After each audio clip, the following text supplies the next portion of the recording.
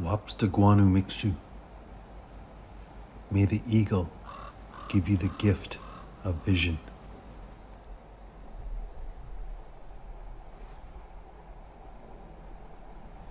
Mistahaya. May the grizzly bear give you the gift of strength. Mahi Gun. May the wolf give you the gift of wisdom. And may the sun always provide you with life.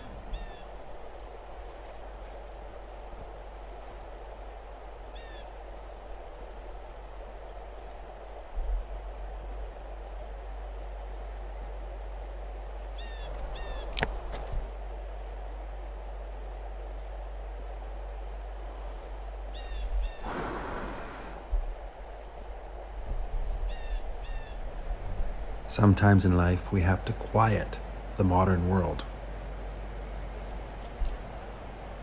We have to learn from the grandfathers and grandmothers. Smudging will help get rid of all that excess energy, help us see again, help us hear again, help us to speak the truth and to listen to our hearts.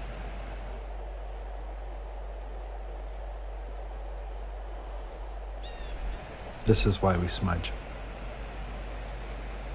Get rid of the bad energy and see if you can hear what the grandfathers and grandmothers are giving you.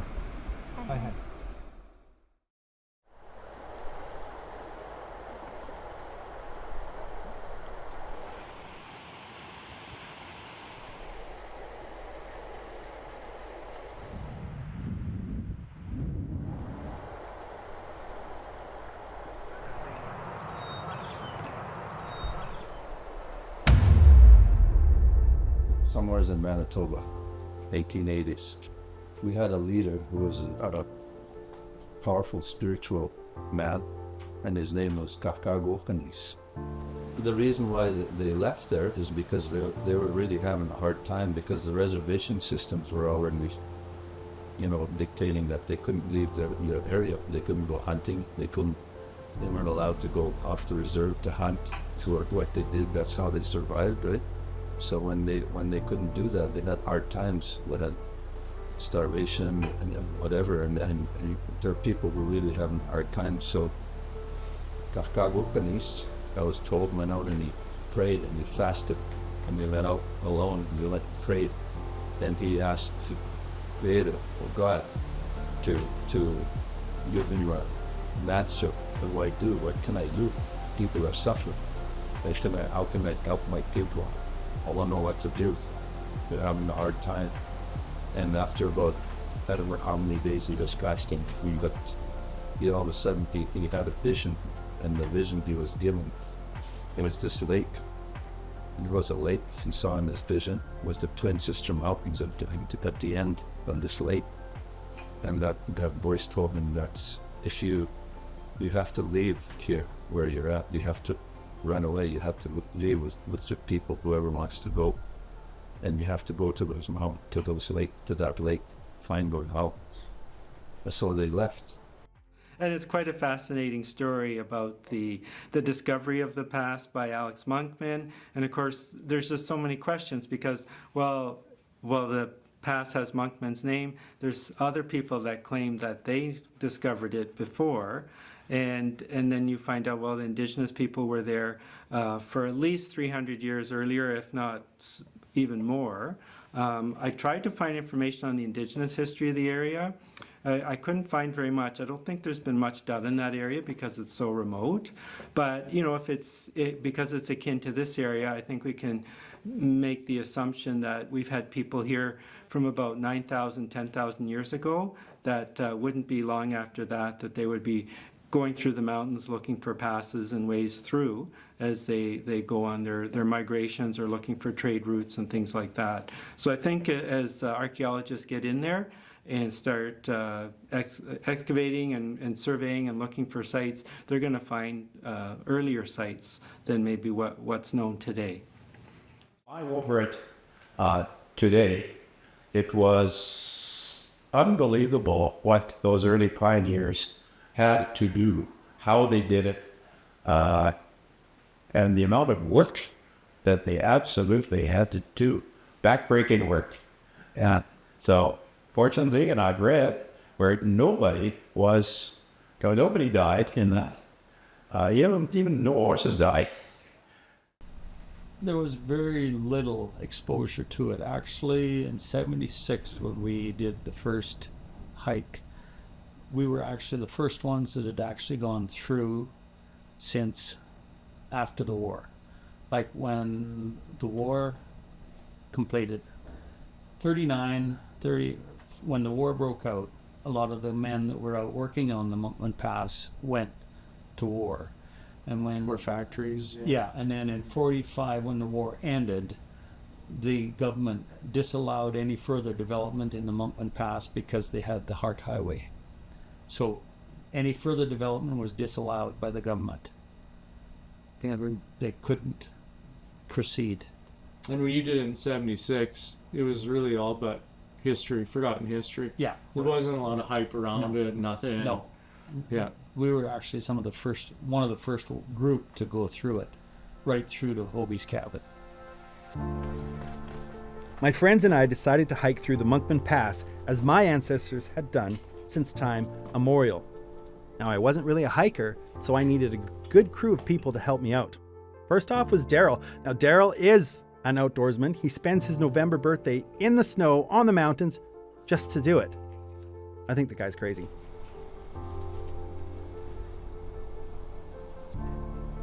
Helping him out guide us was his good friend, Phil Troyer. Now, Phil is an ultra marathoner. He's also a little bit crazy, as he'll run 24 hours straight without a break, but also an outdoorsman. And Phil brought along his daughter, Nicole. Now, Nicole was valuable to our party because it was great to have a young female's perspective on the challenges that we would face on this incredible hike. Keeping everybody together was the glue of our group and the heart of this project, Wade Wibley. Now, Wade is tremendously determined, and without Wade, this wouldn't have happened. It was awesome to have him hike along with us. Speaking of awesome, Stephanie was great. Stephanie and her husband Sean, they know so much about the outdoors, and Stephanie herself knows about the plants we could eat and not eat. She was great to have along. Operating our cameras, we had TJ Kennedy on one, who was, like me, was not really the most experienced hiker, but he was very determined and very athletic. It's great to have him aboard. Operating our other camera was Jared Matlock. Now, young Jared is very physical and athletic, country boy who loves the bush and loves his cameras.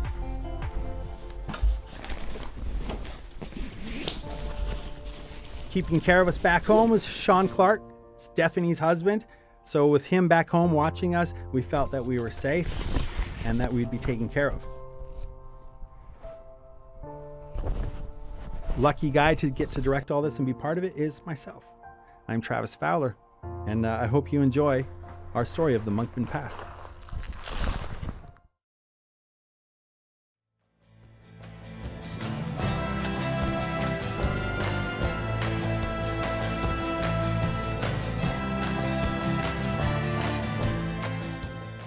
We stopped in Beaver Lodge one last time to get some more advice from Craig Aldy and to get his GPS points that he put together from the original Monkman Expedition cartography.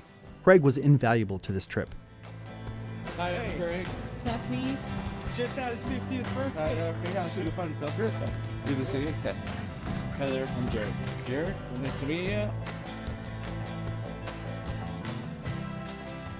I don't even know how good the bridge is anymore, so that, because you guys are going in a little bit early, if the bridge is out with Ice Creek, that's a dangerous crossing. So the cable car should be fine. It's built really, really good. If it's not, if it's low enough, you can cross that, no problem. but a boat can get there. Who's coming in, you said? For Nickel and one other boat. Oh, okay. 2 boats? 2 boats. I think Briar's should, I think it's an 8 degrees, so you should be okay. And the Devil's Club at this end, nobody should have shorts on because it's gonna actually rip the shit out of you. You'll be toast. You gotta go home. No, I have him.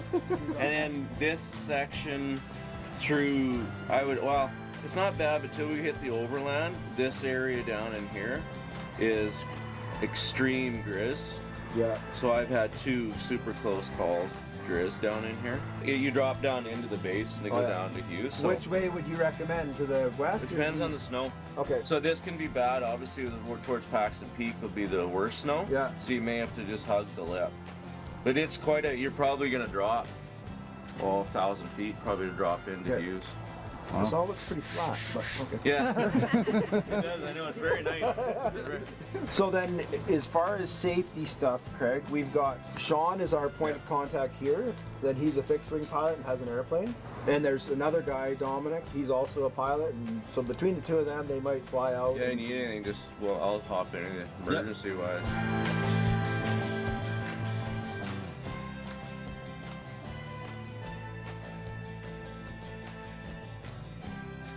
So we unveiled the model that Brendan Binky Wise made for us to take along on our expedition, which was based on the original car that Monkman took through in the 30s.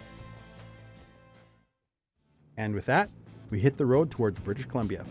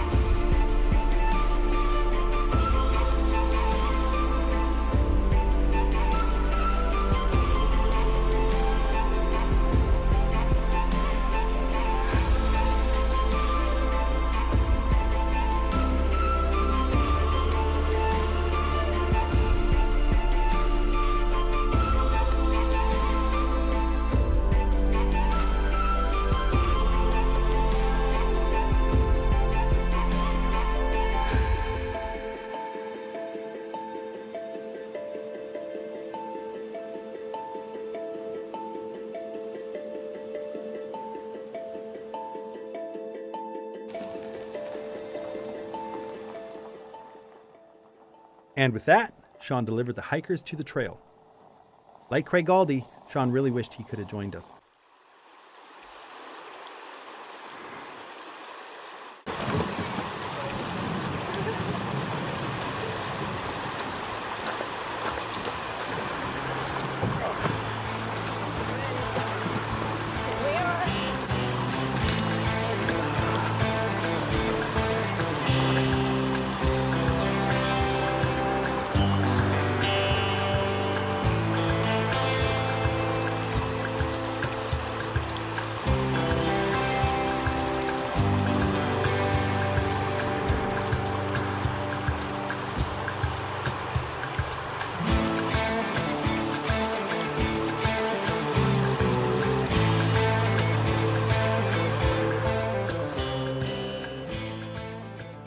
The reason I was involved in this project fairly heavily is because I had a vested interest on the hike.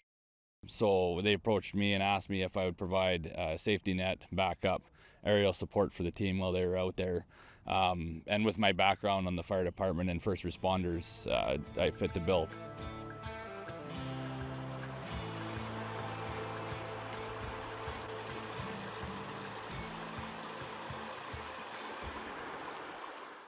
The Monkman Memorial Trail, initiated by Craig Aldy, has a few developed campsites along the route up to Monkman Lake.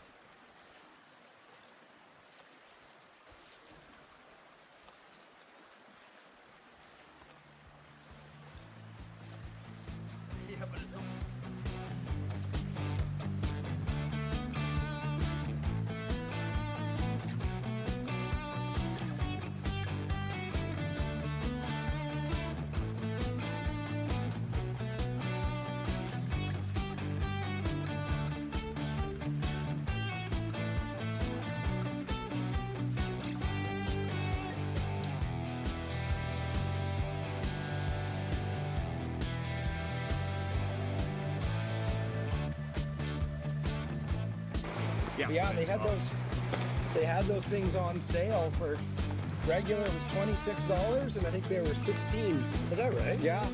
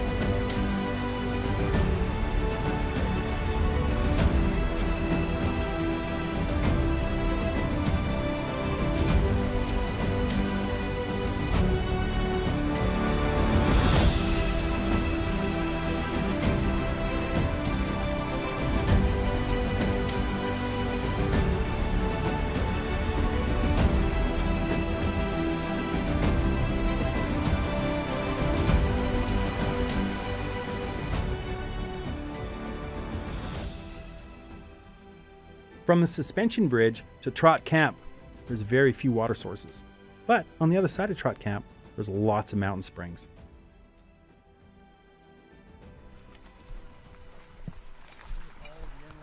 Wade found a false morale. So we all know morale mushrooms are delicious and sought after.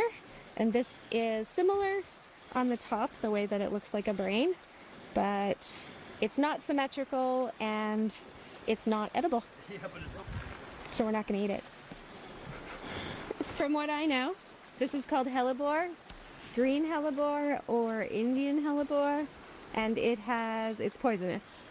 First Nations used it to put poison on their arrowheads. Yeah. Is it like poisonous to the touch or is it like the juice from it is poisonous? I think all of it's poisonous. I think that they would have like taken it and like smashed it down But if and you like brush up cooked it against it, into like a syrup and use that. if I brushed up against it, would I get a rash? No, you wouldn't get a rash. Yeah, if they like smashed If you it up into a, if you, into a like, ate poultice it, and you'd get a stomachache. Yeah. I mean, some of what I read, they also used it when their elderly were ready to wander off and be really, done. oh yeah, They do some would of use that. it to end their life. Wow. Yeah. Interesting. There was a lot of work done here. If you look, you can see it's all covered in moss. But they would have used a grub hoe and grubbed that out, and somebody would have had their shovel, shoveling it, pulling it across. They tied in logs just to bank it up so it wouldn't slough down the hill. And that's how wide the Model T was. It's basically as wide as the trail is. But look at that, it still exists. Oh.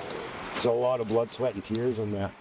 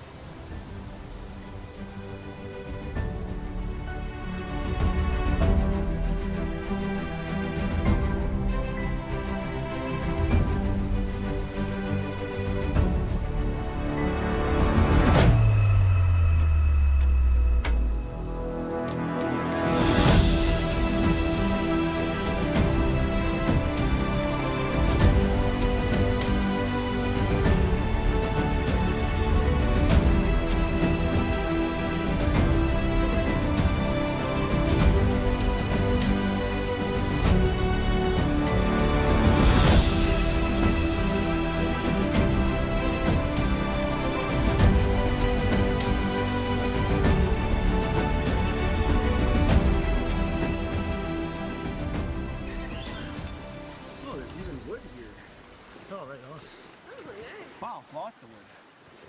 Yeah. Home, sweet home. Kinda like that. After a 14-kilometer day, our party reached our goal of making it to Trot Camp.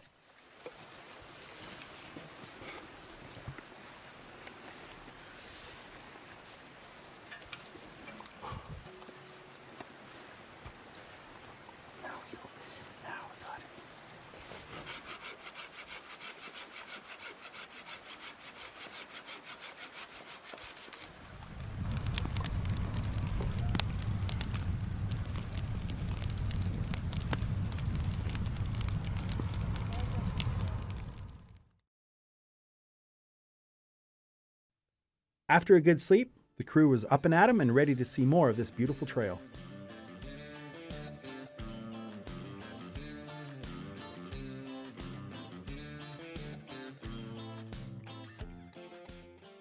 On a multi-day overnight hike such as the Monkman Pass, foot health is really important. We were lucky to have Phil along to teach us about how to take care of our feet. In between your toes? Yeah, on my big toe. Okay. And then, like, my shoes are rubbed on the sides of my feet right in there. Diaper rash cream.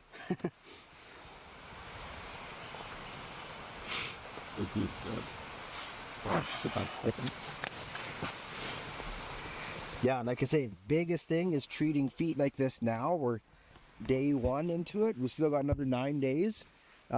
If you don't treat feet, and it can be if your shoulder's rubbing, from your backpack, a strap is rubbing, put the same treatment on it, that Penitin and that P-tape, and it works just marvelous for treating any kind of abrasion or anything like that. So I pack this stuff and use it all the time when I'm running.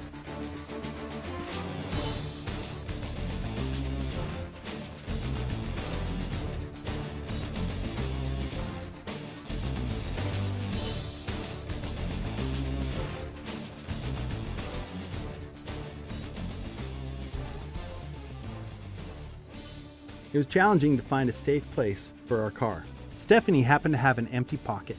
She was more than happy to take the car for us.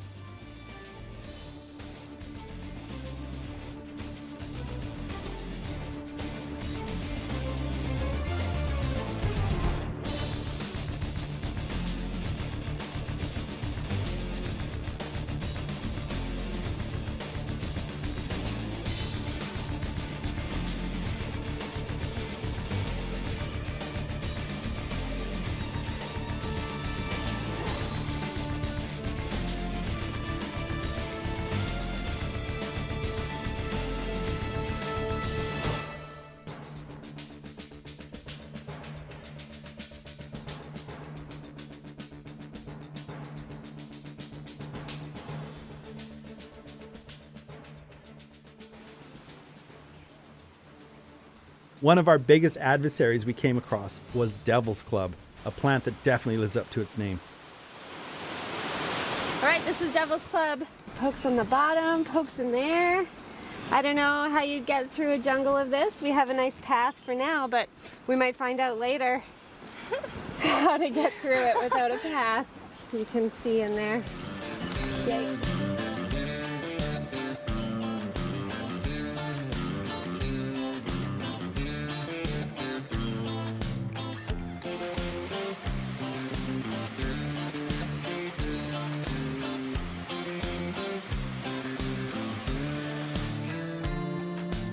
So we found a little arnica right here. You can tell because it's a single flower on a single stem. Arnica is like a really popular herb that's easy to find in almost all pharmacies and definitely all health food stores.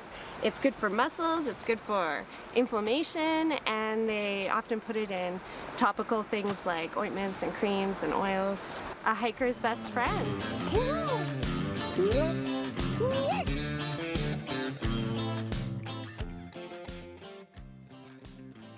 A few ways how we knew we were on the original trail of the Monkman expedition of the 30s was when we'd see these tree blazes, and it was an amazing connection to the past.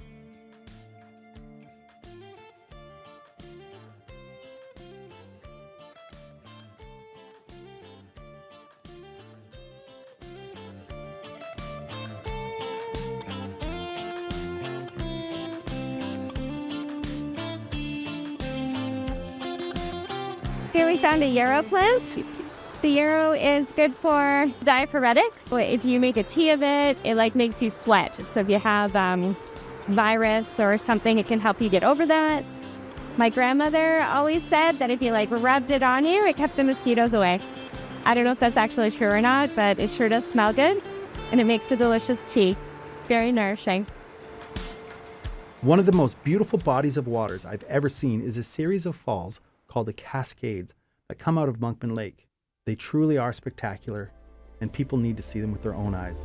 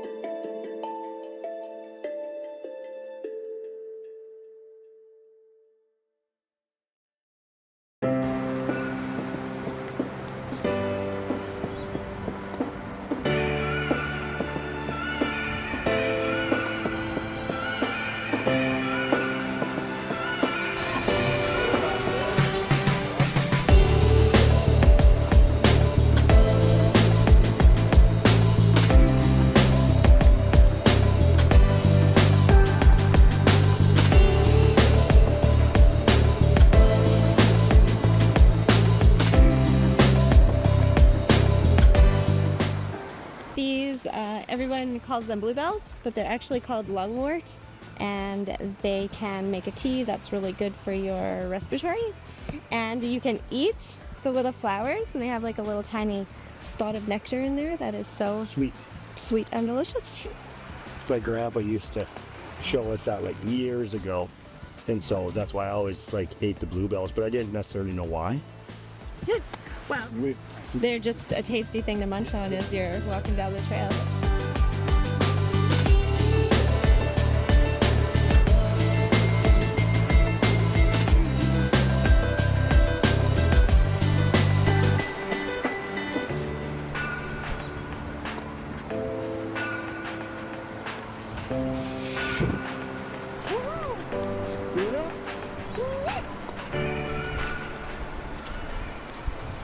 And I don't think we've seen many dandelions on our trip, but here there's a bunch in this area.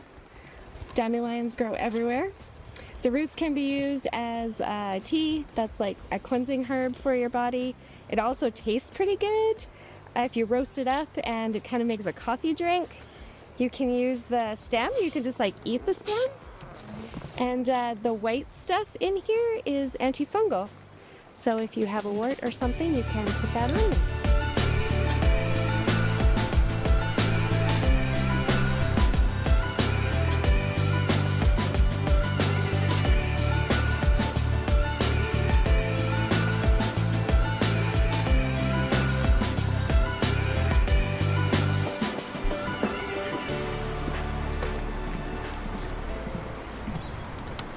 Okay, this is called cow parsnip. It has a nice big juicy stalk, which you can eat, but the plant has like a covering that make you ultra sensitive to UV. So if you get it on you, it can cause a sunburn. If you're like walking through a big area and you've got shorts on or short sleeves and you get it all over your skin, then you can get a sunburn more easily. So some people mistake it for wild rhubarb and they just eat it and they get the stuff on their lip and go out in the sun and then they get a bad sunburn on their lip. There'll be stretches on the trail where you expect to find water and it's dry. So when you come to water, take advantage of it.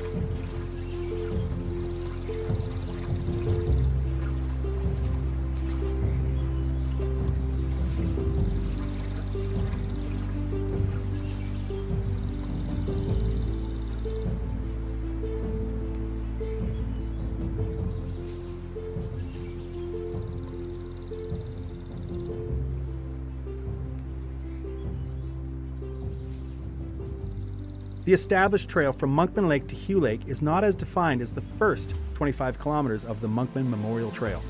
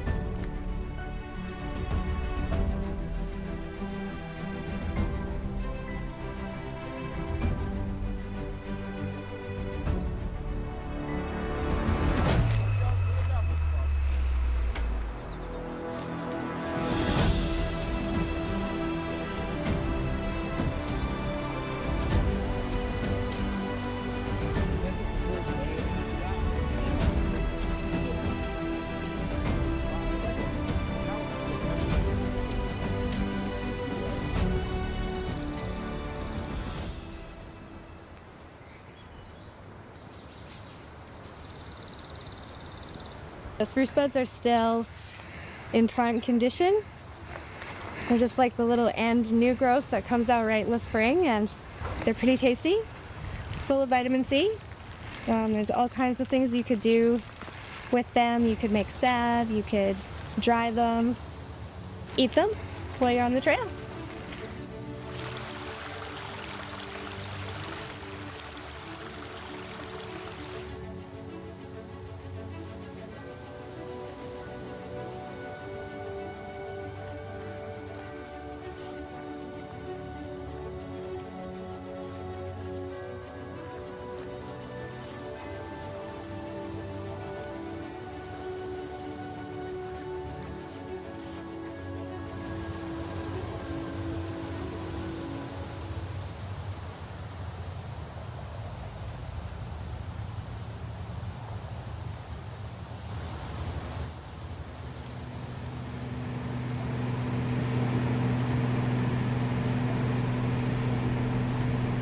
was absolutely stupendous. It was terrific. We've seen things from the aircraft that we couldn't imagine. We saw everything as the bird flocked.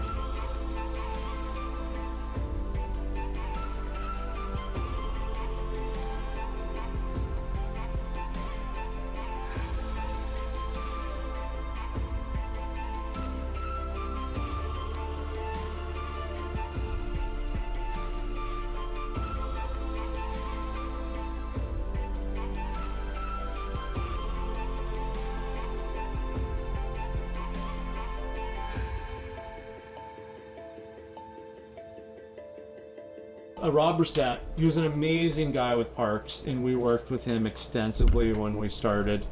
And he is the one who actually said, Craig, you should think about the Tarns region. It's right by the lake. It's within the park now. It is the most scenic, and it'll be a small trail for us, and we can actually get that cut out and maintain that. And so that was an easy no-brainer once we looked at it and went, oh, this is beautiful. It's easily one of the most beautiful spots, and the Cascades on the whole route is up in that Tarns region. You can spend 3 days scrambling around, whether you go to Paxton Peak or go all the way down towards ice drainage. He was the reason why that route went that way, and that's why it's talked about quite a bit, and it's easy to follow. That route is popular. There's a lot of people that go up to the Tarns, but as far as establishing a trail, it grows up so fast, and then also is liability. So one thing is who maintains it, is there campgrounds, and wants to have, is there little tent spots, where's their water, how bad are the bears? Like, there's so many different liabilities that come with managing a route. It's a lot better to keep it as wilderness and say this is the trail. When we were creating this route with Craig Aldy, we said, let's go up to the Tarns, because the Tarns are so beautiful, and that's where Hugh Lake is. Anyone that hikes that part of the trail, it's just so beautiful up there. Hugh Lake, the mountains around you. It's breathtaking country.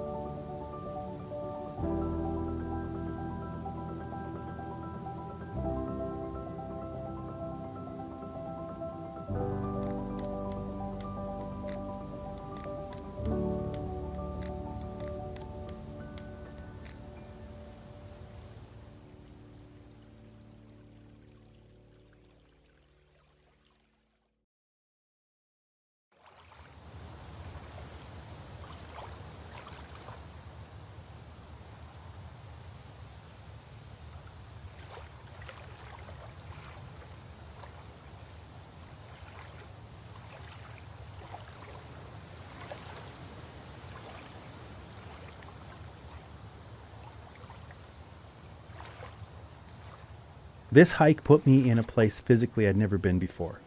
And because of that, I was in a place mentally I had never been before.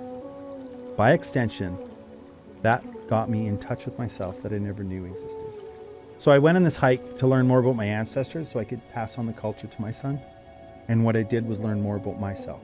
And then I believe by extension, I experienced a bit more of what my ancestors were about, with the willpower, with the surrender to nature and learning to live in nature, with finding that part of yourself beyond the part that just quits when you're living comfortably. Because when you're out there and your body's just left, right, it's almost on autopilot. You have no choice but to go beyond your own perceived limits. You have to. Otherwise you just, sit on a log and wither away in nature.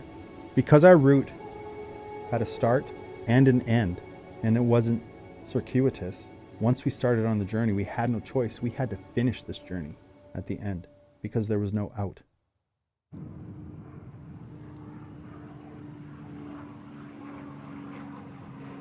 Beyond Hugh Lake, the trail is a bit more perilous, but with Stephanie's husband Sean watching over us, we felt confident we could do it.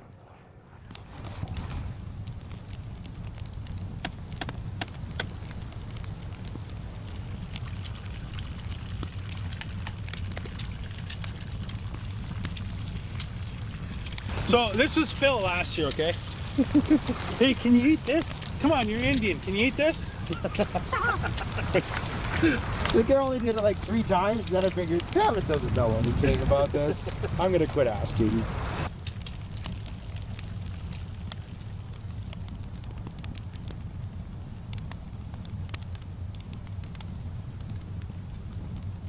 By day 4, the hikers are starting to experience some wear and tear on our bodies, specifically our feet.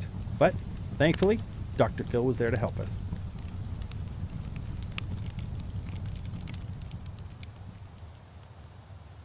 I felt fine until yesterday, halfway through I kind of had a sore throat, which I thought was just from drinking creek water.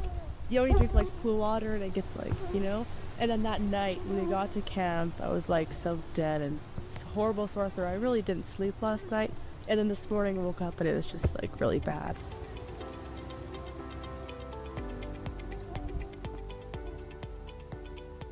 The trail from Kinusil Falls to Monkman Lake are for a variety of hiking abilities. Beyond Hughes Lake, it's more advanced.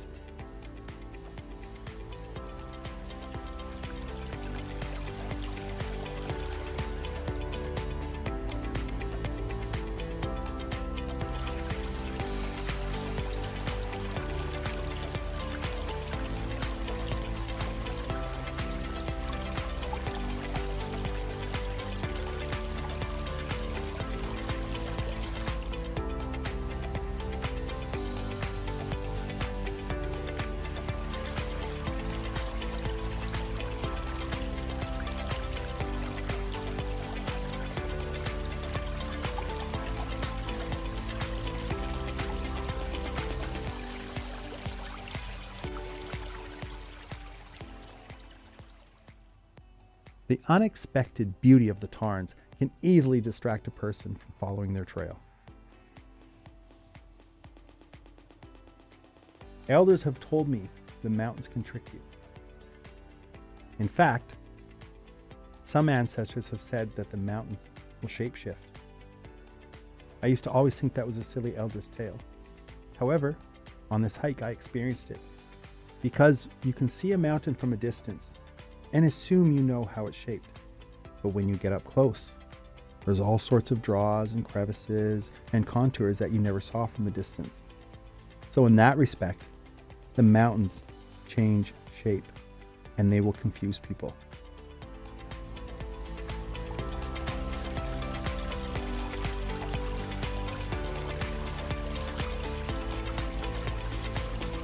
A few kilometers into the hike we saw caribou, which was interesting because I've never seen her in person before, and I didn't really know what it was. I was like, oh, a deer, antlers, whatever, they all look the same. But my dad was following these tracks, saying we would see it, and we did. So it was pretty exciting, and the antlers were very big. It looked like a deer, but I guess it wasn't a deer. And then it was pretty close to us too. I thought it was gonna come running up close to us because my dad said they're curious animals, but it just ran away back home.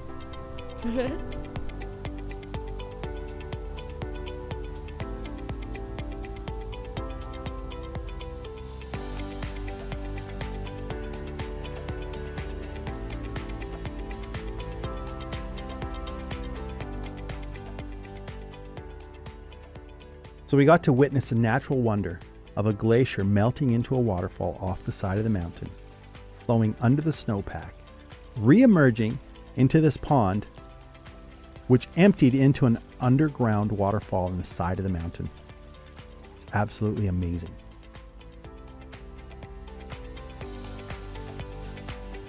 Nicole's been sick the last 2 days, so I was kind of been planning the day a little bit on her and how she feels and how, you know, if she thinks she can keep going, we'll keep going. She's tough like me and stubborn like her mom, so she wanted to keep going. She wanted to get to Bulky Horse. I was like, let's go, let's go. Said every step on Mount Everest was like, he said it's like you're so heavy, your boots are so heavy. People are going to go on this specific hike. They have to do their homework. They have to do their preparation. And they have to be willing to be open to a plan B. Our plan B was swamp camp.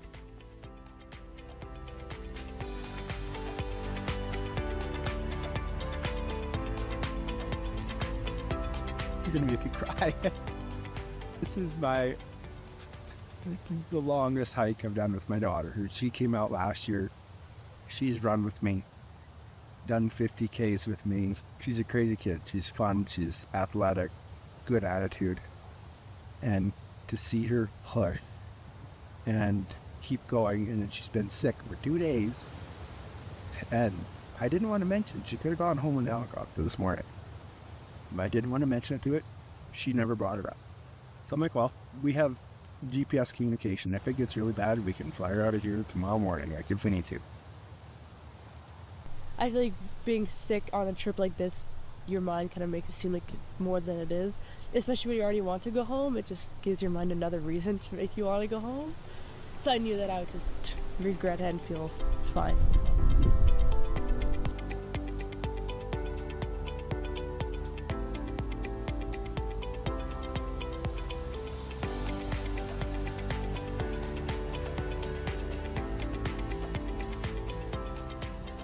You know, and every night she wants to set up the tent. She sets up the tent by herself, lays out the sleeping pads, everything's ready. In the morning, nope, she takes it all down, loads up the sleep backpacks.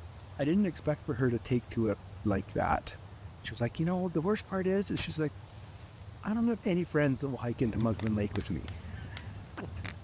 Which is true. There's no other kids like her that are, you know, that are into that kind of extreme sport. But it's such a good opportunity for her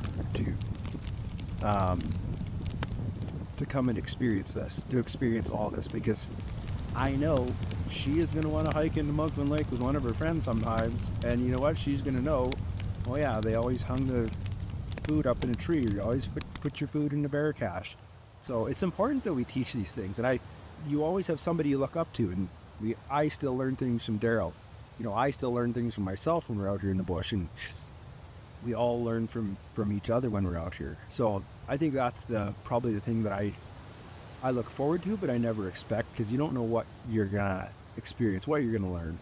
So you have to always go with an open mind and be ready to learn. Learning that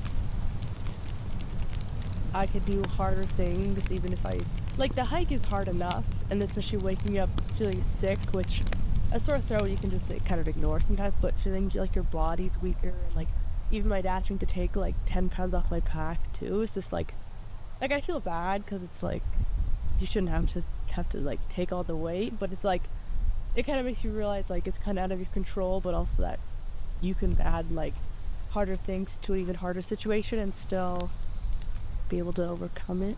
Just like another challenge to the challenge. I still feel like I can easily, like, not easily, but I'll survive it. Especially knowing that if something, like, if it was worse, I could get helicoptered out. So I kind of have, I guess, like, I'm like, no one knows we're here kind of thing. And I know that we have a lot of, like Advil and tea, stuff like that. And if we need to, we can sit here and camp an entire day to get the energy built up, because I know that the crew kind of has my back and will care about me in ways like that, not making me go if I can't do it. Stephanie has a lot. She's been giving me a lot of like I don't really know what they are, just shows my mouth and has it up under my tongue. So, whatever they are, I've been helping. But yeah, like just throughout the day and even last night too, she gave me some tea and stuff like that. Okay, so we're gonna go to the right a little bit, follow this creek out, hits the Fontanico goes south and then heads west. Despite running a fever, Nicole persisted, and we headed for the confluence of Ice Creek and the Fontanico.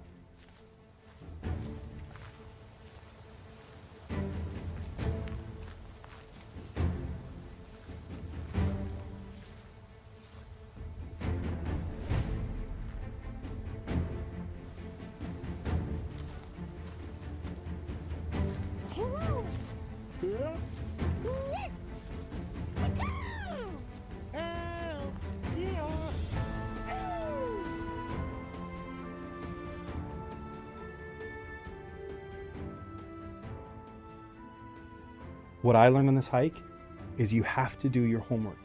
You have to understand how to use GPS. You have to know where you're going to go.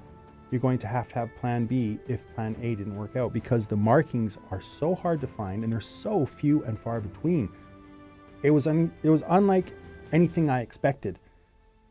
It's not like just let's go from ribbon to ribbon to ribbon that Craig Aldi left for us. It's not like breadcrumbs.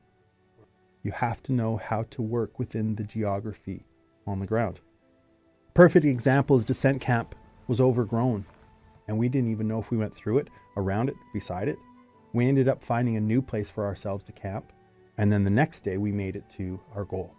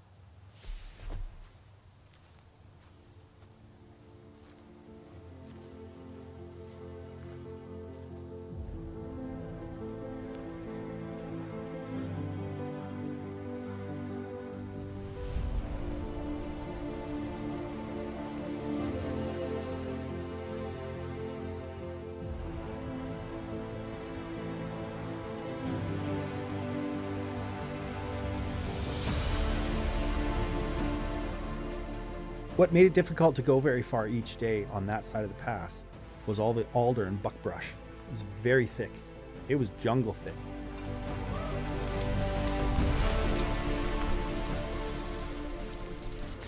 I don't know exactly where that waypoint is, so mine's going to be different. Mine shows about a kilometer still to where I have my waypoint.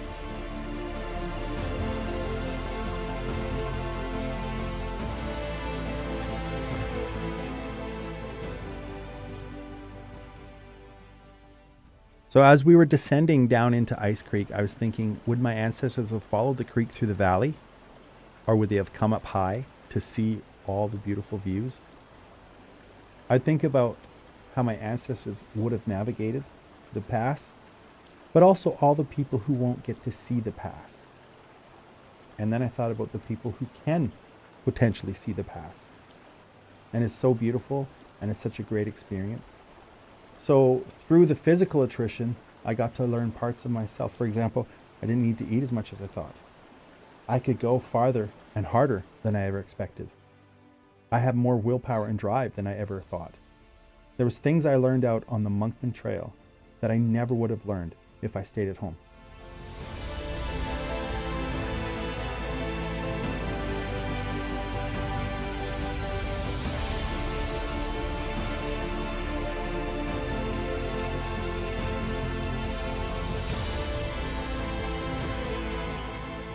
The harder the hike became, the more important it was for our team to come together and help each other.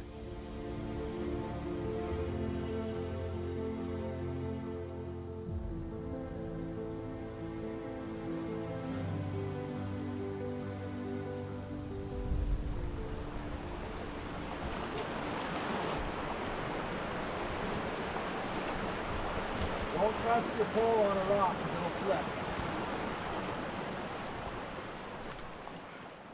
One of the most dangerous aspects of a hike like this is crossing on logs.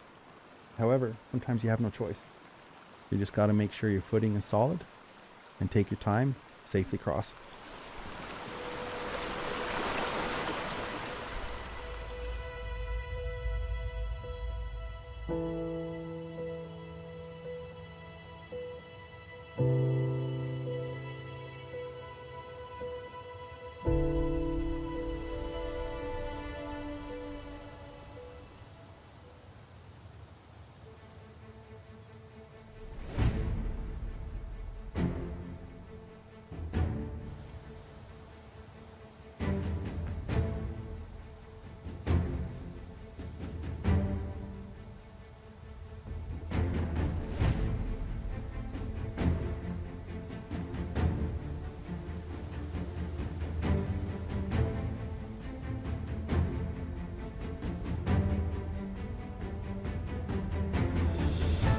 Yeah, like this is the valley, and that's probably why they were on the other side of the creek. Yeah, but it kind of got some slope to it too. Yeah. 6 of one, half dozen of the other.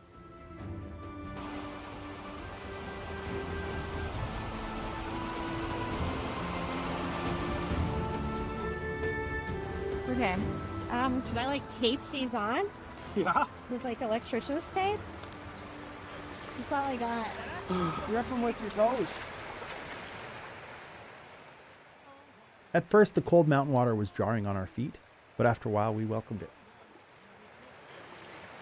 That actually feels amazing, guys. That is deeper than it looks.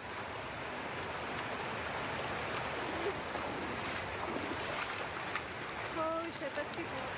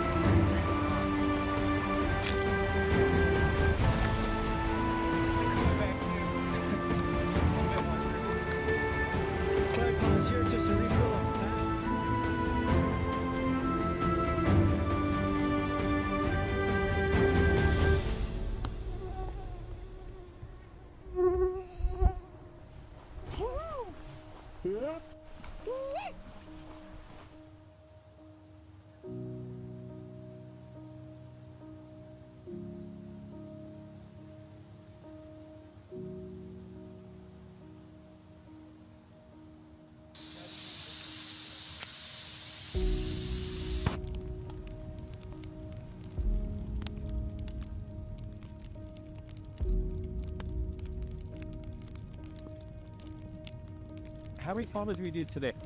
We did 8.47. Wow, that's about all I can handle. We had 638 meters of descent. Travis, you and I were talking about that earlier. Oh, geez. What happened, Nicole? So, Nicole, your toes are burned, like they're blistered. Yeah. Already? Yeah. Yeah. No, like look, the skin, it's starting to peel up a bit. It's wet. Yeah, basically you're on dry, loose. Yeah. And then put this up on the road too, so you get coverage.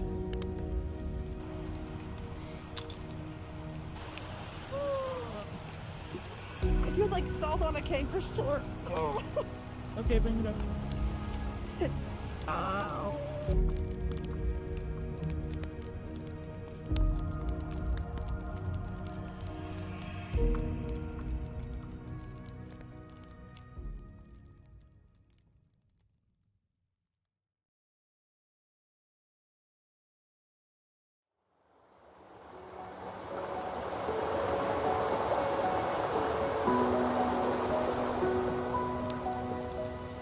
definitely feel better than I did yesterday a little bit.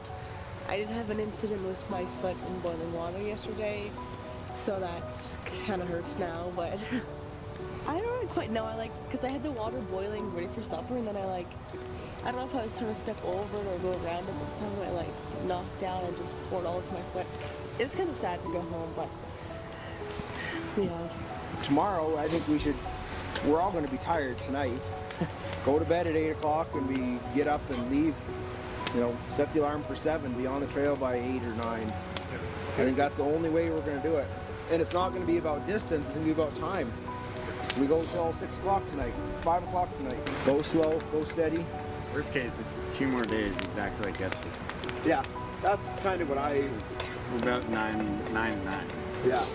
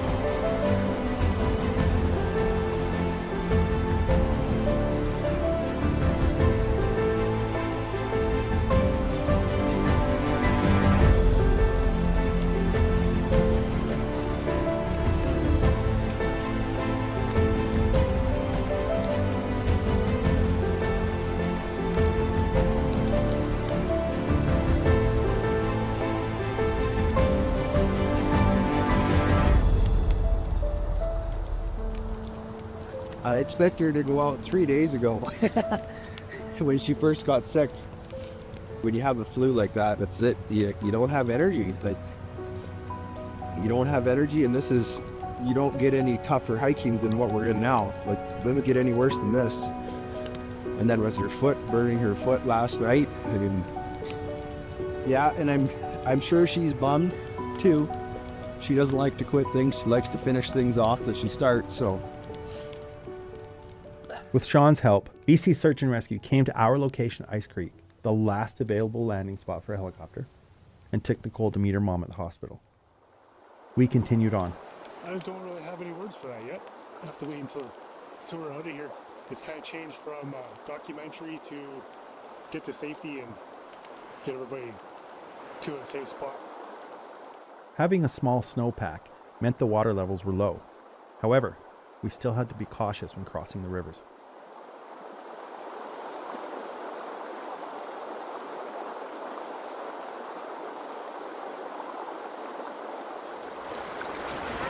This is the deepest part of the whole cross. Okay, that's about all the cold I can handle. You got this. There you go. No problem.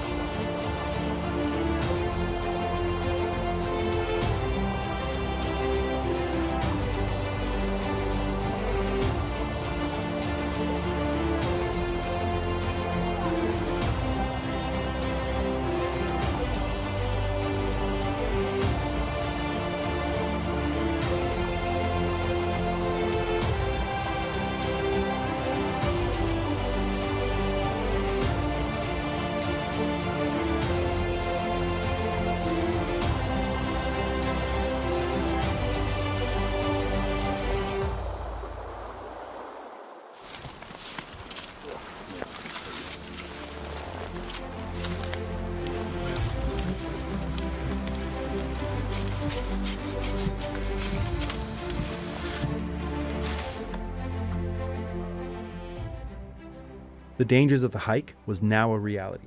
When the exhaustion sets in, you really have to be focused and concentrating so you don't get hurt.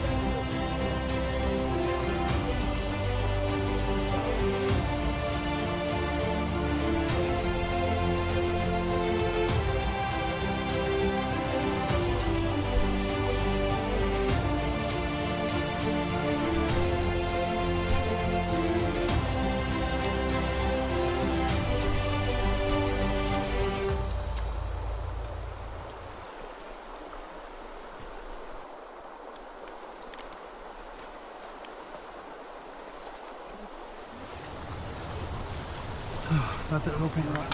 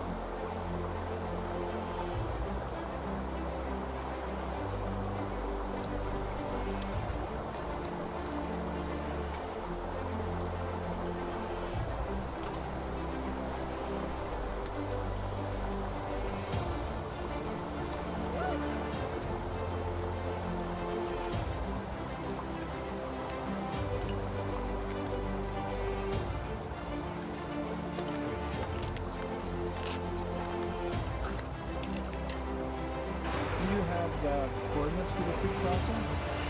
Like the flat wall?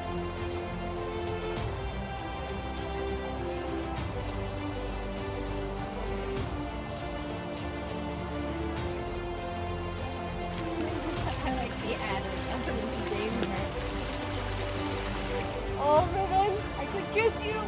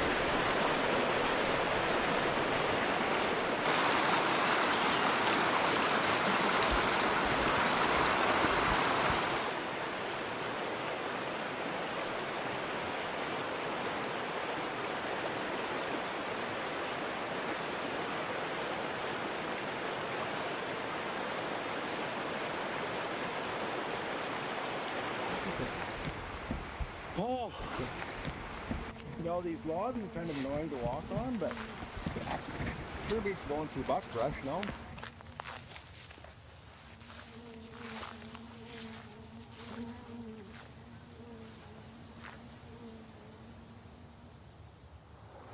Yeah, if you want to go there.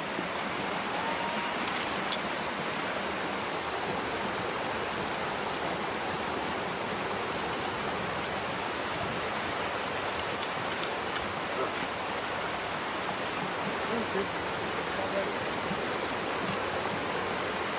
is a tricky part. What the hell? Right on. 1 kilometer. We're making good time. 1 kilometer?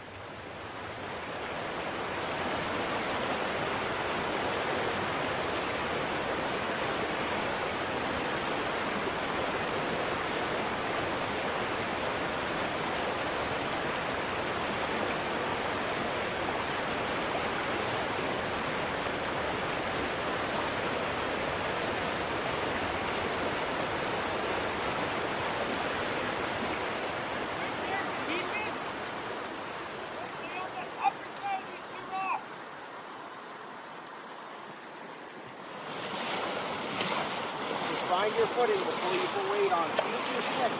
Okay, your stick is to serve your second leg. Whenever you've got 1 foot off the ground, your toes can lay on the ground.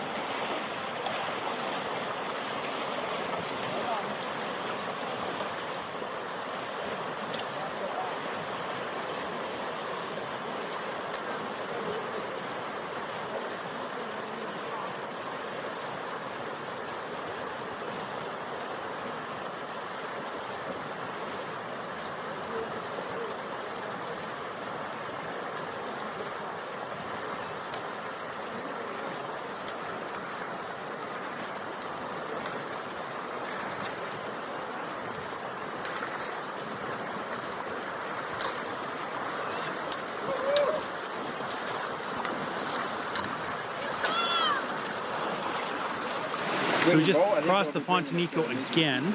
That takes about an hour because it's getting bigger and the water is flowing a lot faster, so you got to be safer. And then try to dry out as much as you can, because we're going to be down here obviously hiking for several more hours before we break for camp. And then we cross. And if our feet are wet, it's going to be trouble. But we don't seem to be making a lot of kilometers. It's a lot of bushwhacking and trying to get through the alders and stuff. That's taken a lot of time. And then when you look up on the side of the mountain, you see a little draw or something. By the time it comes down to the valley where we are, that draw is really big. And a lot of times it's just full of alder. So that's kind of keeping us back. So far we've only come about 3 kilometers today. We started out early. It's already 2 o'clock. So now we're getting tight on time. So we might not be able to get to Hobie's cabin on tomorrow. Might be the next day. So we still got lots to do. And the crew's doing really well. The hiking team, Phil and Daryl, are finding the trail. So we're on the trail quite a bit, but we still have lots of bushwhacking to do. And that's slowing us down a lot. So, but yeah, we're doing good. Spirits are still up. But we're starting to look at the time now for days, not hours, but days.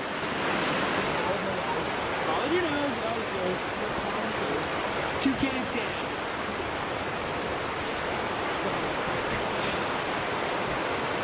would have thought this tree would have a slash.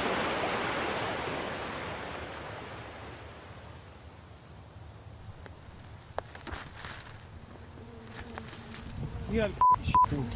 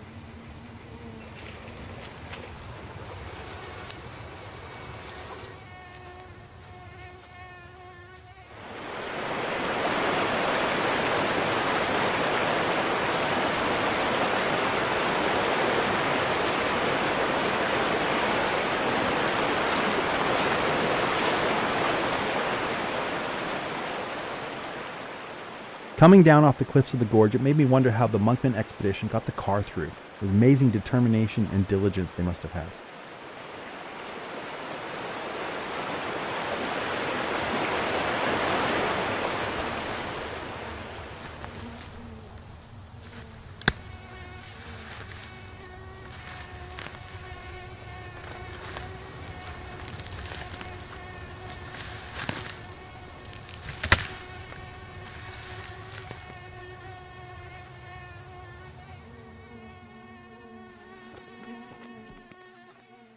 So from pure exhaustion, we just stopped and camped at a place we called Devil's Club Camp. The worst thing about Devil's Club Camp was there was no water. The second thing was the Devil's Club.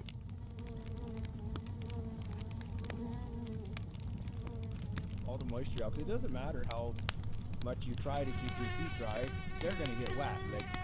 TJ, how are the bugs? They're pretty intense, but I got my beekeeper suit on, so I'm good.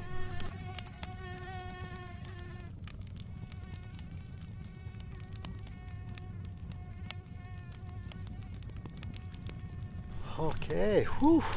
It's about 8, actually about 9:15. We've had a long day today. We're sitting at 5.38 kilometers with not much for trail. Some of it was like really promising, and you could tell a game was walking on it. It was good, and we actually made good time.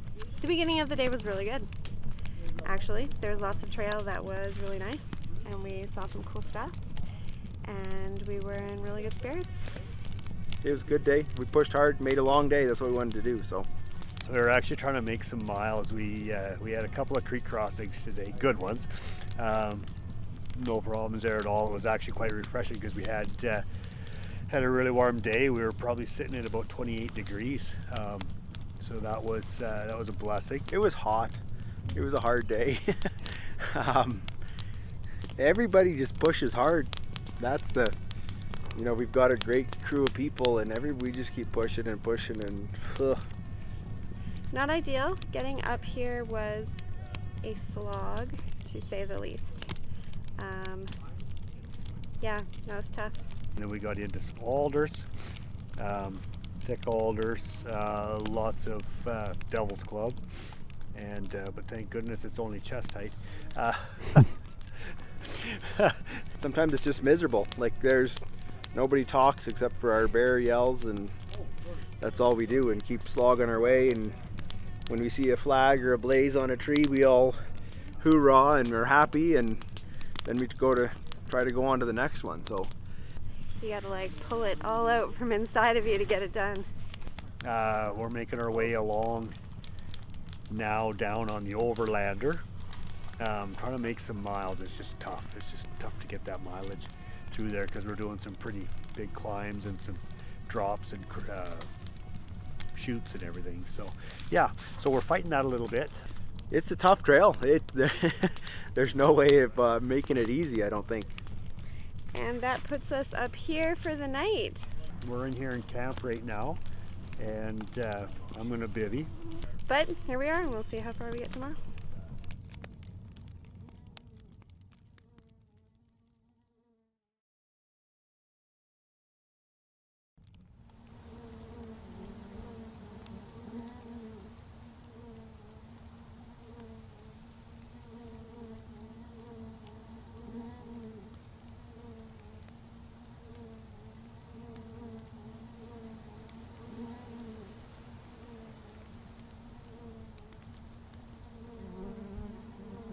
That's awesome. I hope everyone gets to see that. A little extra protein, a little flavor.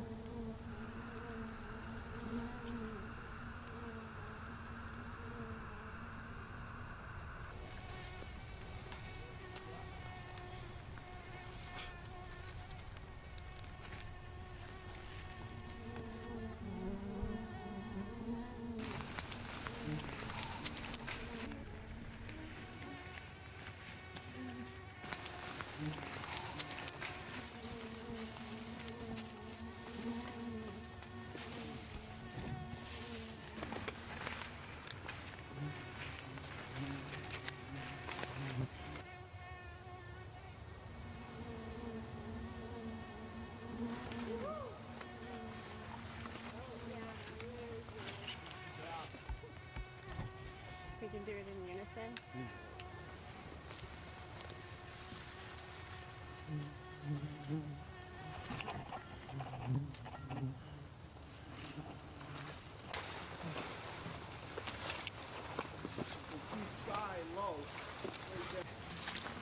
This is really hard, and then we're like in the middle of nowhere. Feels like we're way off track, and then we see flagging to give us hope. But going through this stuff is harder than I ever thought. No creek crossing on my end. By this part of the hike, we were all exhausted, but we had to just push through.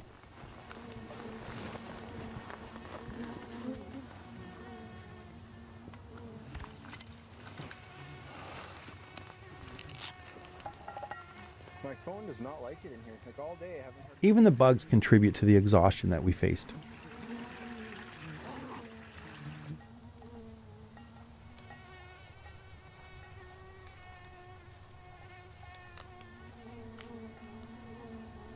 But this ridge doesn't seem very impressive. I don't know if it's caved in or sloughed off. I don't know where it is. But if it's only 0.2 long, it says we're already at the waypoint for the ridge, right? Like if it's the ridge, it's going to be this part because that's the highest piece there.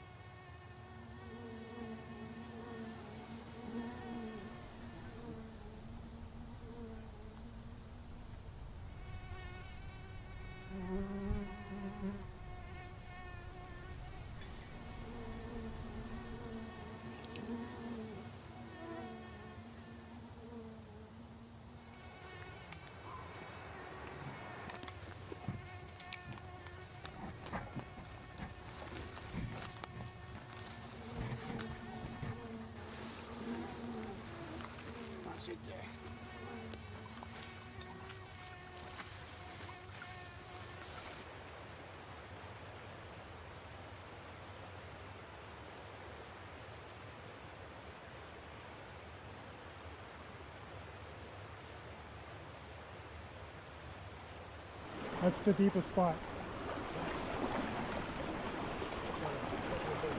Yeah, there's some big ones in here. Quiet your feet.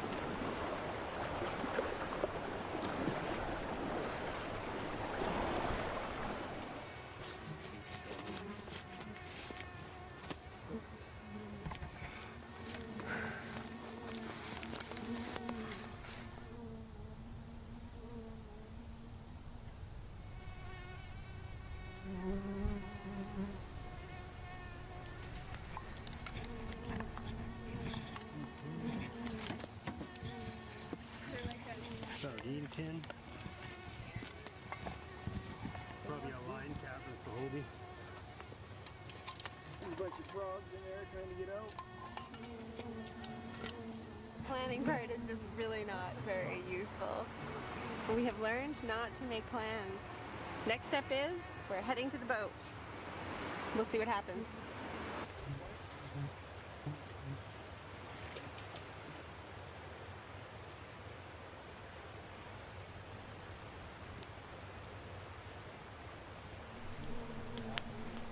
I had to help them.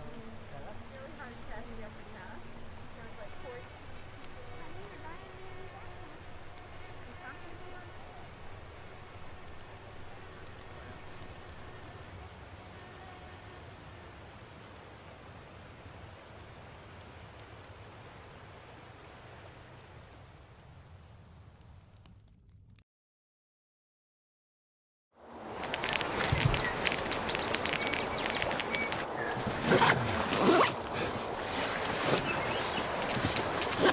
So this back here is a swamp. Yeah, there's a big channel that goes way around. We got to go right over here. We got to cross the log. Okay. We should be, as we get further away from the river, like these are old back channels. So that's why they're filled with this alder stuff.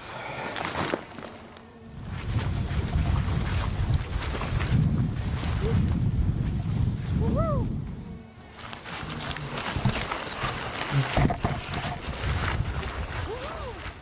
Yeah.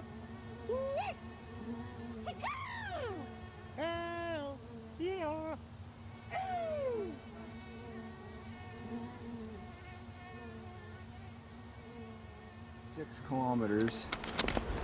And the river crossing by this is at 60.7. Yeah. See, we already crossed those other two. Yeah. So that's good. So we should, by this, we're only half a kilometer from the...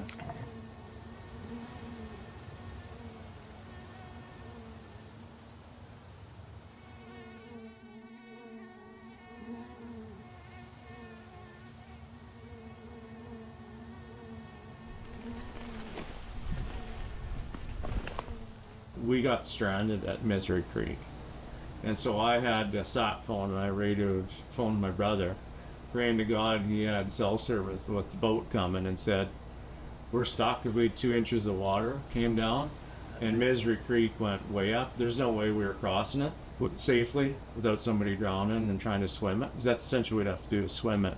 When that boat came to rescue us, because we were stuck at Misery Creek, we'd had to been there for a couple days, let the water go down and then go. So yeah, I've been stuck there twice actually. It is the biggest danger in there is water. Yeah. So unless people know how to cross a river with hacks, don't go. I mean, you need to take some courses on making sure that you know how to cross a river. I've seen so many people go in and they still have their waist strap done up with their pack. If you get swept under and you have that on, you are dead. Yeah. It's like when we came to a tough crossing, we tried ropes, we did all, but bloody nylon rope stretches like a bugger and there's no stability to it. We actually found out we locked wrists and went 2 at a time and undid our waistbands and nothing to it. The last, we were going all 7 at a time. We just locked wrists, hang on tight, and undone your strap, and away we go. I always tell everyone now that, yeah, make sure that, one, you trust your group you're with, you gotta trust in them, but just knowing certain things on how to fire a bear banger, how to cross a stream, having bug nets, just some things that will make your trip so much more enjoyable, and you may you're never going to mitigate all the hazards, but you're certainly going to mitigate it to a point that Minimize. you'll get through. Yeah, as long as you don't have a bear encounter. Yeah.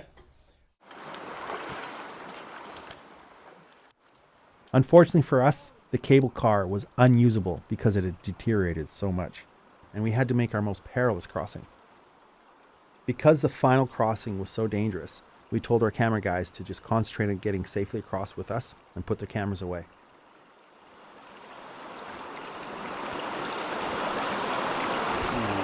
Kind of like navigator be the leader, and then step, and then everybody moves sideways, and then step, and then move.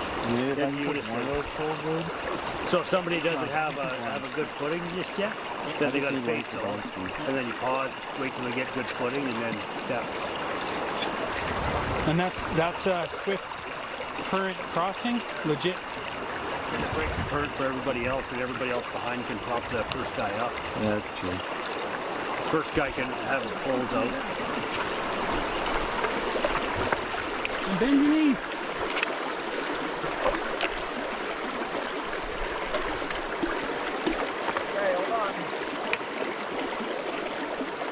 Say ready when you're ready.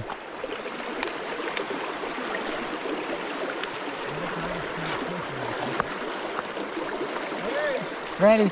Ready. Ready. Stop!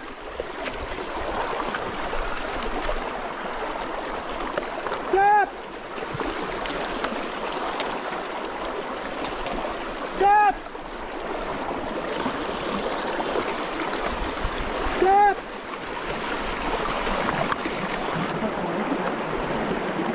Stop!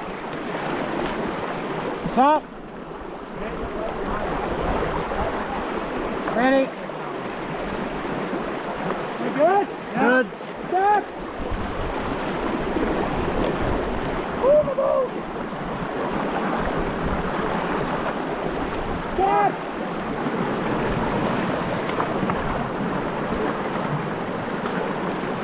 Stop! Yep.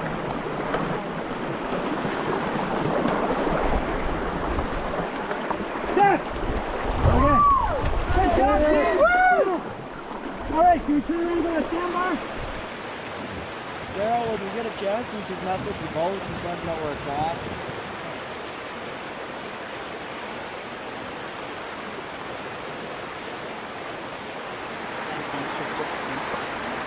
Okay, so we're 400 meters through this. Now we're gonna follow the creek. Gonna follow the gravel bar.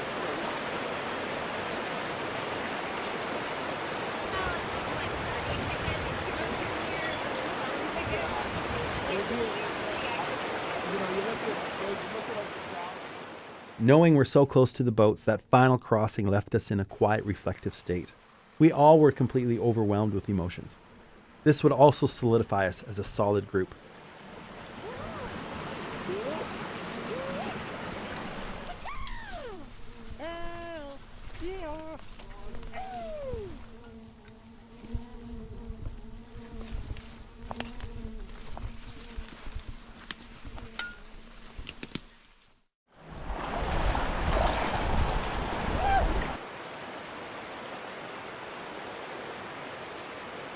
We're here, the boats are like literally right through these leaves on the other side of the river.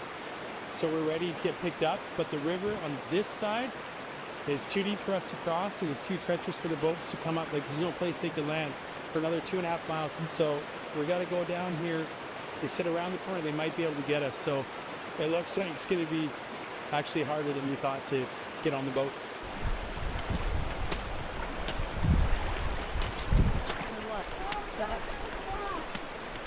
I've never been so excited to meet strangers in my life. Woo! Well, congratulations. Oh, Don't do that. Dumb idea. don't recommend. The Monkman Pass is a hard pass. Hard pass on the Monkman Pass. Going from the absolute high of seeing the boats to the heartbreaking low of realizing we can't reach them, to now realizing we're going to be able to board them, left us completely overwhelmed with a mix of emotions.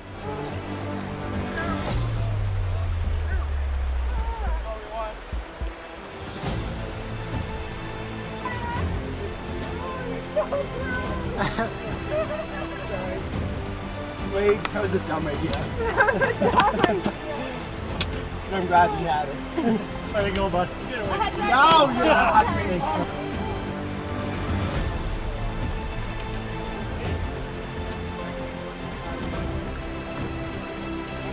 Hey, fellow Hobbit. Next documentary you ask me to direct, I'm saying no.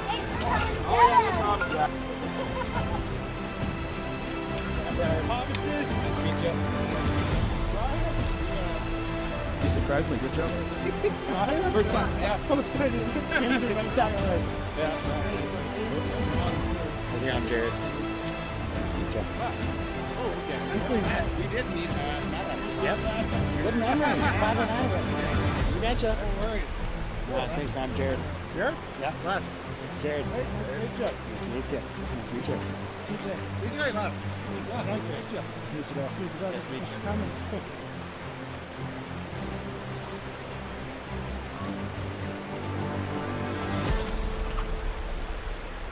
Don't worry, I didn't run out of ice cubes. Just, well, I still have ice, so the beer's still cold. Well, this is nice and cold, too.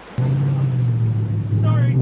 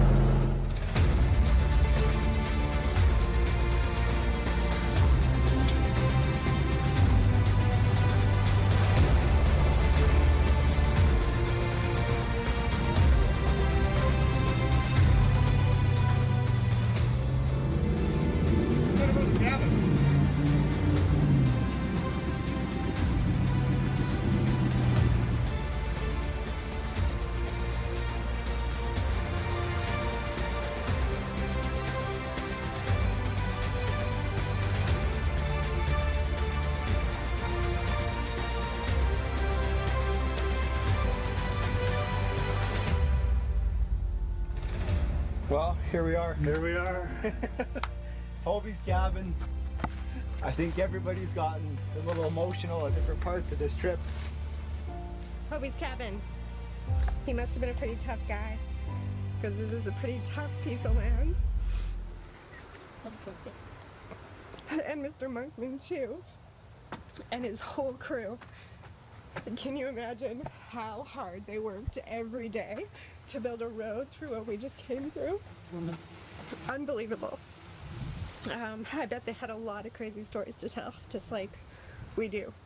And I bet they had a lot of fun too, just like we did. And once you do it, you experience what I'm sure the Trailblazers went through and the people working on the pass, and that feeling of vulnerability and strife and joy but sad, right? Because you're like, what did I just go through? It was a little tough even just to find the cabin. Yeah. 9 days later, hiking through from Tumbler Ridge, we hit a pile of buckbrush. I think we probably, 62 kilometers in theory? 62 kilometers theoretically, depending on which path you take, because it's not straight. No. It's not a straight line, and practice your bearings. Eh? Yeah. Practice your bearings a lot. There's no easy way. There's nothing easy. I think the misconception that it's a well-groomed trail, right? They picture walking through Jasper National Park and there's a nice trail, or even a Monkman Lake. It almost tricks you a little bit on how the trail's going to be. You know, and even game trails, yeah, if you find a game trail, it'll be a good trail for 50 feet and then it ends. Lots of bushwhacking through alders, lots of bushwhacking through Devil's Club. Ferns, Devil's Club, rock faces, alders. We looked at alders on the riverboat coming out, and God, we spent a lot of time picking our way through that kind of stuff. It's terrible. Mostly route finding, even the GPS coordinates. You know, they're half a kilometer or a kilometer apart. Well, there'll be a big rock slide with alder through it, right in the middle. So GPS points are really they're key. And you gotta have so much knowledge. And I tell anyone that goes in there, your GPS, you need to be intimate with it. It's not an easy hike. At the end of the trail, it's not for the faint of heart. But seeing this, you know, it would have been disappointing to not see this. This was the end goal, you know, of this hike, is to get through to this. We brought our car through what's left of it, and much like Alex Monkman's car, it's in total disrepair. We lost the engine and the hood and the windshield. But huge group effort to get through here. I would not want to come through with just one or two guys. I would say you need at least 4 people. Yeah. A good crew of 4 people to make it through. I never tell anyone don't go with 2 people, because if one of you gets hurt, that's going to be hard to limp yourself out packing one person, right? So minimum 3 people is a good recommendation to go through. Everyone in this area, if you don't love the wilderness, right, you're kind of missing out. And so Briar, we know his dad really, really well as well, and so we'd go on sled trips or his grandpa, quad trips. His grandpa lived down here 2.5 miles from here. Oh, down on the river. Yeah. Yeah, so we know each other really, really well. Yeah. And yeah, he's a fun guy to go with, so it's always good. Never a dull moment with Briar, so it's great. Always as a kid, I'd heard about her grandpa and her uncles and some of the guys that I've called close friends boated up here and dropped off the cable car that is now deteriorated and stuff like that. So I got a whole bunch of background before coming up here. I had pictures and lots of stuff, and I've always heard about this river and Herrick Falls and Hobie's Cabin and all these things, and I was like, oh, that'd be so cool to boat to that one day. And now to be a part of this while boating to it is just a whole nother level. This area is beautiful. All of BC is beautiful, right? But yeah, it's beautiful coming up here. And honestly, the scenery changed so much along the way. At one point, you know, we were calling the Jurassic Park, coming through these big rocks and all these leaves everywhere. And we're like, man, this is like being down in Vancouver or something, right? It's like, and then, you know, a few minutes later, completely changes again. So it's pretty awesome. It's really awesome to be up here. Completing my first multi-day hike gave me lots to reflect on. I reflected on how my ancestors used to live on the land. I reflected on how the ancestors may have used this pass. I reflected on how the Monkman expedition got through the pass, what they went through. There's things I learned about myself, as my fellow hikers learned about themselves, that I never would have realized without going on this hike.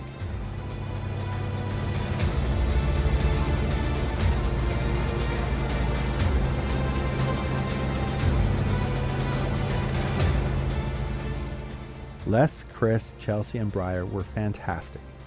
They picked us up, they took care of us, we got to stop at the cabin and fulfill our goal of getting to Hobie's Cabin. Then they took us off for a barbecue and drove us right into Prince George.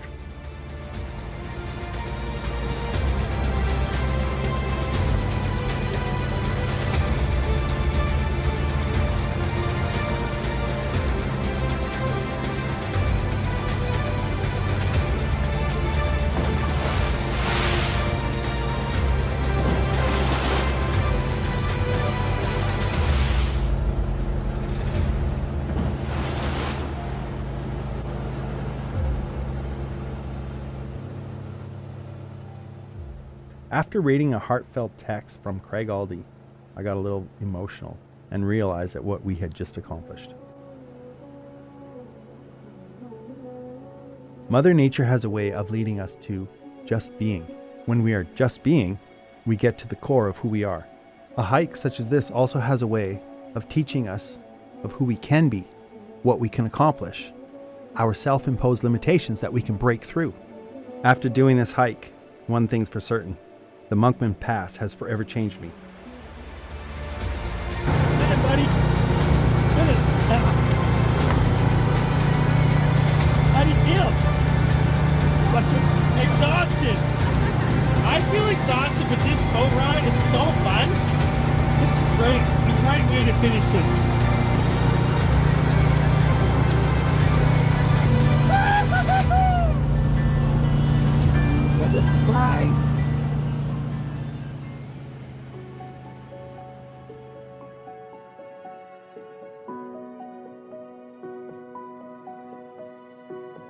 Nice. Oh, they're passing the smoky around. Why'd you lick it? Yeah, it was good. Good camaraderie. Good team. Lots of tears. Oh, he puts the sauce. Oh, that stuff's actually made of either one. A little bit A, a little bit of B. Oh, I gotta eat the last little bit here. Oh man, this log is comfortable.